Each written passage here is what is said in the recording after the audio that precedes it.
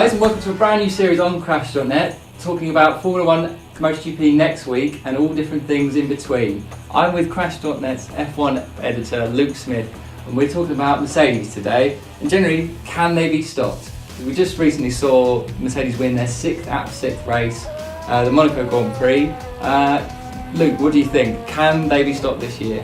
No, I don't think they can, to be honest. Mercedes operationally have been perfect this season. It's something that they've really built the team on, I think, over the last few years. Just they do not put a foot wrong, and I think we've seen that all the way through this season so far. 6 races, 6 wins, by far the quickest team. I think it's going to take something pretty special to beat Mercedes anytime soon. Okay. We came into this season thinking that Ferrari were the quickest team in testing. That was the general vibe that we had. Even when speaking to the teams, that's what they thought. But where has this sort of transformation come? Because with the exception of perhaps Bahrain, Mercedes have been dominant everywhere. They have, yeah. I think the second week of pre-season testing was very important. Mercedes brought a lot of big updates to the car.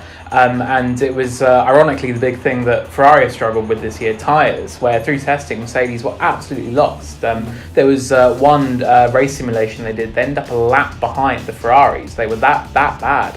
But since then, yeah, they've made a lot of big advancements with the car, a lot of good strides forward, and they since then have just really kicked on. Whereas Ferrari are still struggling with these Pirelli tyres. They still don't seem to be able to get to grips with them at all, and that has really left them, I think, on the back foot compared to their rival. And of course, at Monaco, it was very emotional and very turbulent time for Mercedes because they just the passing of Niki Lauda during the week in building up to the race. How did that impact the team? In the sort of the day-to-day operations, how was it sort of trackside? Were they noticeably sort of emotional about it? Was there anything that came across in particular? Definitely, yeah. So Lewis Hamilton cancelled his appearance in the FIA press conference on the Wednesday due to the circumstances, which is not something unprecedented. Ferrari did it last year. And then on the Thursday, Toto Wolff arranged a set press conference just to talk about Niki. And in it, I mean, Toto is normally a very confident speaker. He's normally very clear with what he says. A number of times he had to take a pause or just take a break because he was so emotional. And it was really quite strange to see him like that. But that was something the team shared. I mean, everyone in that team knew Niki so well. And it was a very, very difficult time for them. But yeah, I mean, they came out of it still united, still very, very strong. And I think they really did Niki proud over the Monaco weekend. And coming up, obviously, they're off to Canada, which is a completely different track to Monaco. Can they make it to 7th heaven? Can they make it 7 out of 7?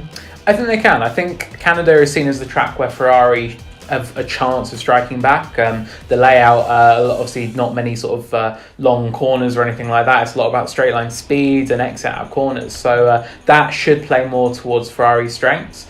But I still think Mercedes will have the upper hand. I think if they can win at Monaco, they can win pretty much anywhere. So yeah, I think it's going to take something out of the norm to stop Mercedes anytime soon. And we've talked about it on the website.